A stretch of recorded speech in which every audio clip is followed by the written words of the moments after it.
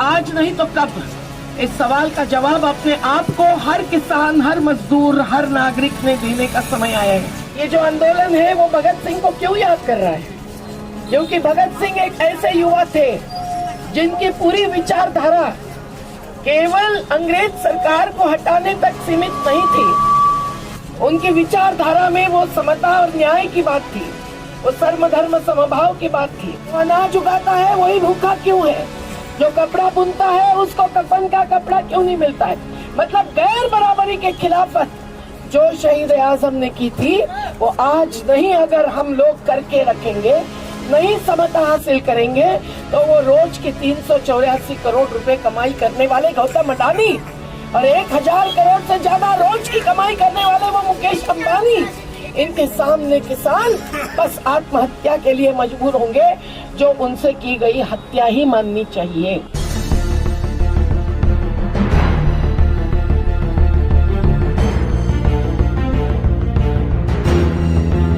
शक्ति को भी प्रणाम करते हैं और शहीद आजम भगत सिंह और सुखदेव और राजगुरु की प्रेरणा को नमन करते हैं। आज आप सब लोगों ने मशालें जलाई है, ये मशालें ही मार्ग दिखाते रहेगी शहीदों के सपनों को मंजिल तक पहुंचाने का।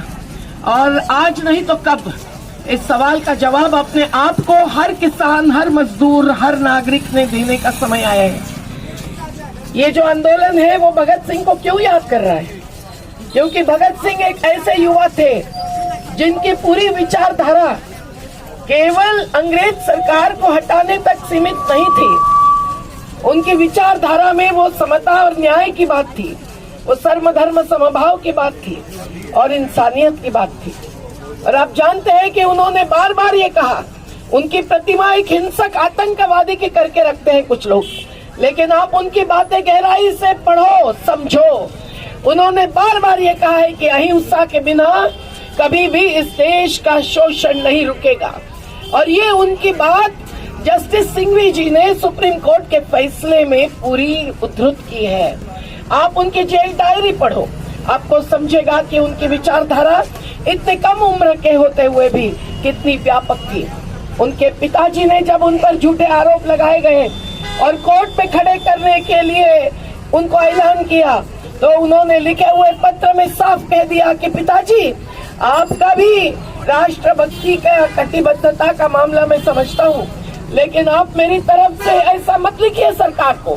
मैं कोर्ट के सामने जाकर न्याय नहीं ले सकता, न लेना चाहता हूँ, न मेरा डिफेंस खुद का करना चाहता हूँ, न पैरवी करना चाहता हूँ। क्या आज के आंदोलन की वही दिशा नहीं है?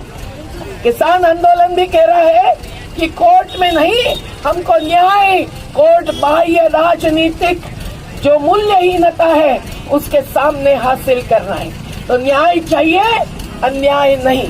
न्याय चाहिए, अन्याय नहीं। न्याय चाहिए, अन्याय नहीं। और इस पर डटकर शहीद आजम ने खुद को शहादत स्वीकार की, लेकिन कोर्ट के सामने न झुके, न एक लफ्ज बोले। आपको ये भी समझना होगा कि उनकी विचारधारा में बार बार ये लिखी हुई बात है, जो आज किसान आंदोलन ने उठाई बात है, कि जो अनाज उगाता है वही भूखा क्यों है? जो कपड़ा बुनता है उसको कफन का कपड़ा क्यों नहीं मिलता है? मतलब गैर बराबरी के खिलाफत जो शहीद आजम ने की थी वो आज नहीं अगर हम लोग करके रखेंगे, नहीं समता हासिल करेंगे, तो वो रोज की 384 करोड़ रुपए कमाई करने वाले गौतम अडानी और 1000 करोड़ से ज्यादा रोज की कमाई करने वाले वो मुकेश अंबानी, इनके सामने किसान बस आत्महत्या के लिए मजबूर होंगे, जो उनसे की गई हत्या ही माननी चाहिए। और इसीलिए साथियों, आज उस आजादी आंदोलन की पूरी शहादत, जिसमें सबसे ज्यादा शहादत पंजाब ने ही ली है, उसको याद करने की जरूरत है। आज हमारे साथी जालियनवाला बाग की मिट्टी लेकर निकले हैं, कुछ ओडिशा के आंदोलन के स्थलों की मिट्टी लेकर निकले हैं, कुछ गुजरात के दांडी से निकलने वाले हैं। हम सब लोग 30 मार्च को देश भर की मिट्टी लेकर हम लोग इस सीमा पर आने वाले हैं, क्योंकि उस आजादी के आंदोलन की शहादत को हमको इस आजादी के आंदोलन की 280 के शहादत से जोड़ना है। और वो जो सपना था वो भगत सिंह का, बाबा साहब का, महात्मा गांधी का एक ही था। कितना भी मन मुटाव आपके मन में हो, मुझे बार बार पढ़ने के बाद यही लगता है कि वो सभी इस देश को एक स्वराज्य का ही एहसास दिलाना चाहते थे। लेकिन मोदी जी आज आत्मनिर्भर भारत की बात करते हैं, विश्व गुरु होने की बात करते हैं, लेकिन एक गांव को आत्मनिर्भर बनाने की दिशा में कुछ भी निर्णय नहीं लेते हैं। और इसीलिए वो आजादी अधूरी है, एक संघर्ष जरूरी है। ये आजादी अधूरी है, ये आजादी अधूरी है, और ये संघर्ष आगे लेने के लिए युवाओं की ही जरूरत है। हम तो बूढ़े हो गए, लेकिन जो संघर्षशील है वो युवा है, और इसलिए हम भी खुद को युवा समझते हैं। तो युवा शक्ति आई है, नई रोशनी लाई है, युवा शक्ति आई है, नई रोशनी लाई है। मुझे याद है मैं जब रुपड़ गई थी और शहीद आजम के जन्मस्थली के पास, और वहाँ के युवाओं ने एक संकल्प लिया था इस भारत को बदलने का, तो वही संकल्प आज जरूरी है। ये 3 कानून तो वापस करवाना ही है, वो बिजली बिल वापस करवाना ही है, MSP का कानून लेना ही है, जिसके बिल 2 साल पहले हम डाल चुके हैं लोकसभा राज्यसभा में 300 संगठनों की तरफ से। लेकिन आज उसके भी आगे जाना है। अपनी खेती आत्मनिर्भर कैसे होगी, अपनी खेती जैविक कैसे होगी, अपनी खेती के लिए जो दाम चाहिए वो दाम लेने के लिए कैसा संघर्ष जुझारू रूप से लड़ना होगा, युवा सब जानते हैं। पर हिंसा पर न उतरते हुए इस आंदोलन ने वो अहिंसा का मार्ग दिखाया है, जो ही सत्यवादी मार्ग है। नहीं तो ये मीडिया का भ्रमित होना, मीडिया का कॉर्पोरेटीकरण होना, युवाओं को केवल व्हाट्सएप देखने के लिए मजबूर करना, और धरातल की जो स्थिति है उससे युवाओं को दूर रखना, और उनको केवल पैसा पैसा पैसा और बाजार बाजार बाजार, इसकी दीक्षा लेना। मैं खुश हूँ कि इसके खिलाफ लड़ने वाले हमारे इस युवा शक्ति के नुमाइंदे आज यहाँ हाजिर हैं, और इन सब लोगों का सम्मान हम लोग करते हैं।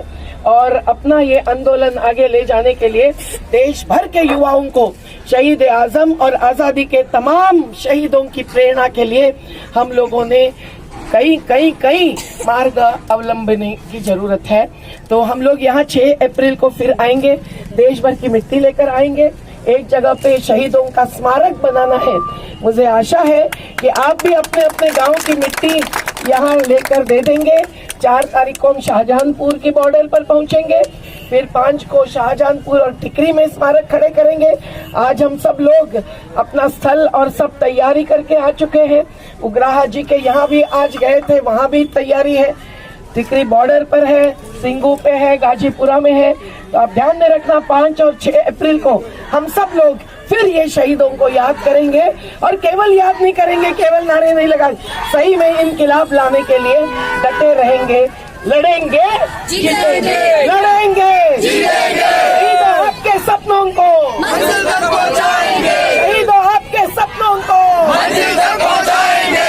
युवा शक्ति के साथ महिला शक्ति